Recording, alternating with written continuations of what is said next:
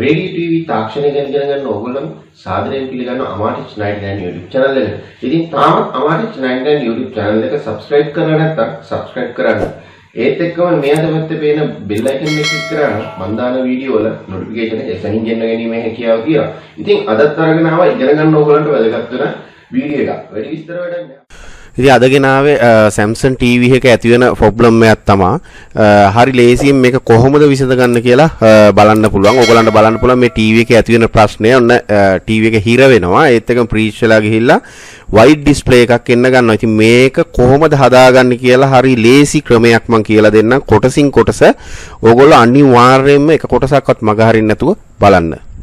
ඉතින් මේ ප්‍රශ්නේ ඇති වෙන්නේ මේ logic level shifter IC එකෙන් තමයි. මේ IC එකෙන් out කරන CLK signal එක signal 6ක් out කරනවා. සාමාන්‍යයෙන් 8.0 ගානක වෝල්ට් එකක් තියෙන්න ඕන. ඉතින් මේ signal එක loss වුණාම ඒ කියන්නේ මේ 6න් එකක් හෝ දෙකක් loss වුණාම තමයි ඔයගලන්ට මෙන්න මේ ප්‍රශ්නය දකින්න හම්බෙන්නේ TV එකේ. හරි එහෙනම් අපි මේ වෝල්ටේජ් එක චෙක් කරගමු CLK1 එකේ මුලින්ම. ඔයගලන්ට පේනවා CLK1 එකේ වෝල්ටේජ් එක හරියාකාරව 8.5 ගානක් පෙන්වනවා. ඒ කියන්නේ CLK1 එක වැඩ කරනවා කියන එක. right. අපි CLK2 එක චෙක් කරපුවාම ඔයගලන්ට පේනවා 2.4 ගානක වෝල්ටේජ් එකක් තමයි තියෙන්නේ. ඒ කියන්නේ CLK2 එක drop වෙලා තියෙනවා. අපි ඊළඟ signal path එක චෙක් කරමු.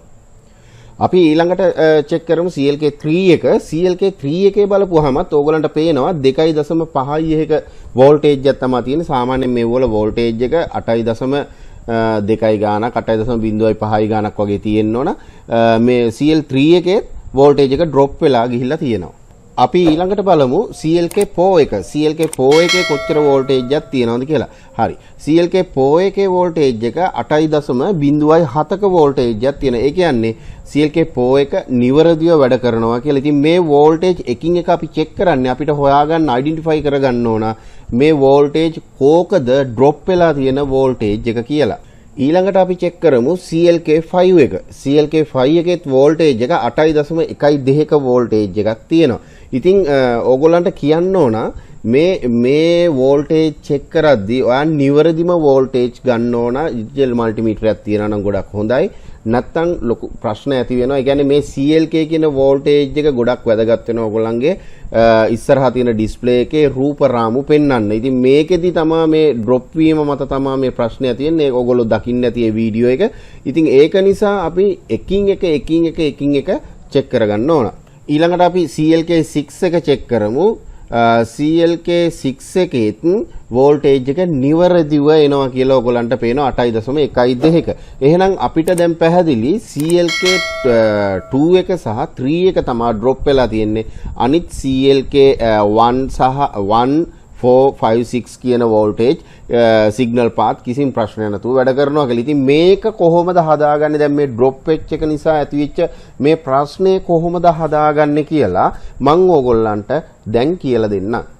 ඉතින් මම ඕගොල්ලන්ට කිව්වා මේක logic level shifter IC එකක් කියලා. මේකෙන් මේ CLK signal path යනවා. ඊට පස්සේ මේකෙන් VGH VGL කියන ඒවත් out වෙනවා කියලා මම ඔයගලන්ට කිව්වා. එහෙනම් මේකේ අපි cut method එකක්, ඒ කියන්නේ line cut off කරලා හදාගන්න method එකක් තමයි මම අද ඔයගලන්ට මේකෙදි කියලා දෙන්නේ. ඉතින් මේ repair එකේදී අපිට සිද්ධ වෙනවා ඔයාගේ මේ CLK2 සහ 3 කියන signal ඔයාගේ වම් පැත්තේද සෝස්කෝප් එකට ඉන් වෙන්නේ දකුණු පැත්තේ සෝස්කෝප් එකටද ඉන් වෙන්නේ කියලා හොයාගන්න.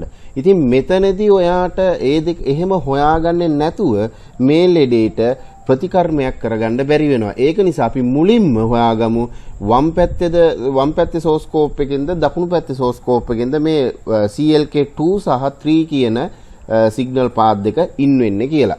ඉතින් ඔයාට මේකට වඩාත්ම උචිත වෙන්නේ ඇනලොග් මල්ටිමීටරයක්. ඇනලොග් මල්ටිමීටරය අරගෙන ඔයාගේ ඩ්‍රොප් වෙලා තියෙන CLK2 එකට රතු පාට ප්‍රොබ් එකත් එතකොට ඔයාගේ සෝස්කෝප් එකට ඉන්න CLK ටෙස්ට් පොයින්ට් එක ළඟිනුත් මේ විදිහට තියලා චෙක් කරලා බලන්න රීඩින් පෙන්නනවද කියලා ඔයාගේ ඇනලොග් මල්ටිමීටරේ. ඔයා CLK2 එකට මුලින්ම තිබ්බහම ඔයා දැක්ක මල්ටිමීටරේ රීඩින් පෙන්නනවා කියලා. ඒ විදිහටම බ්ලොක් වෙලා තියෙන CLK3 එකේ 3 එකටත් මම අර කියපු විදිහට රතු පාට ප්‍රොබ් එක CLK3 එකට තියලා ඔයාගේ සෝස් ස්කෝප් එකේ ටෙස්ට් පොයින්ට් එකට CLK ටෙස්ට් 3 ටෙස්ට් පොයින්ට් එකට කළු පාට ප්‍රොබ් එක තියලා බලන්න. ඒකෙත් රීඩින් පෙන්නනවාද කියලා ඔයගලන්ට පේනවා. ඒකෙත් රීඩින් පෙන්නනවා. එහෙනම් කතා කරන්න දෙයක් නෑ. මේක දකුණු අත පැත්තේ තියෙන සෝස් ස්කෝප් එකෙන් තමයි මේ CLK3 සහ CLK2 කියන සිග්නල් පාත් දෙක ඉන් වෙන්නේ. ඉතින් මම ඕගොල්ලන්ට මයික්‍රොස්කෝප් එකක් භාවිතා කරලා ගත්ත ෆොටෝ එකකින් තමයි මම දැන් මේ පෙන්නන්නේ CLK2 සහ CLK3 කියන කුඩා පාත් දෙක මෙච්චර සයිස් එකට විශාල කරලා. ඔයාට තියෙන්නේ ඔයාගේ හොඳට කැපෙන හොඳ සියුම් තලයක් භාවිතා කරලා ඔයාගේ මෙන්න මේ පාත් දෙක නැවත පාසන්න පුළුවන් වෙන්න කට් කරගන්න. මේකෙදි ගොඩාක් සැලකිලිමත් වෙන්න ඕන. ඔයා අනිත් පාත් වලට කිසිදු ඩැමේජ් එකක් වෙන්නේ නැති වෙන්න මේක කට් කරගන්න. එහෙම නැති වුණොත් එහෙම ඔයාට සිද්ධ වෙන්නේ වෙන වෙන ප්‍රශ්න වලට මුහුණ දෙන්න. ඒ කියන්නේ ඔයාගේ ටීවී එකේ දැනට ඩ්‍රොප් වෙලා තියෙන්නේ CLK2 සහ CLK3. ඉතින් දැන් ඔයාට මේ පේන්නේ මම මේ පාත් දෙක ඉතා සියුම් තලයකින් හිමීට කට් කරගන්න ආකාරය. ඉතින් මේ විදිහට බොහොම සියුම්ම ඉවසීමෙන් මෙන්න මේ පාත් දෙක කට් කරලා ඉවර වෙලා ඔයාගේ ටීවී එකේ එතන හොඳට ක්ලීන් කරලා නැවත ටීවී එක තිබුණු තත්වයට නැවත සවි කරලා ඔයා පවර් දෙන්න. පවර් දුන්නාට පස්සේ බලන්න ඔයාට ටීවී එකට තිබ්බු ප්‍රශ්නය විසඳිලා තියෙනවද කියලා. දැන් ඔයා ටීවී එක මේ විදිහට ඔන් කරගත්තට පස්සේ දැන් ඕගොල්ලන්ට පේනවා ඇති ඔයාගේ ටීවී එක නිවැරදිව වැඩ කරනවා කියලා.